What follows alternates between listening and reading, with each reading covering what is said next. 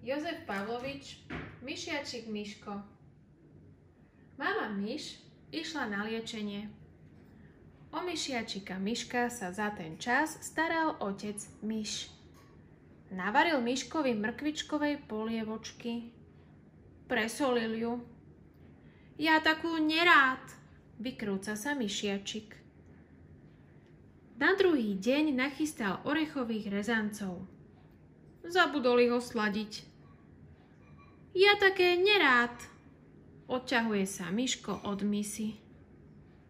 Nechutili mu ani neslané nemastné halušky, ani závin, ani krupicová kaša so škoricou.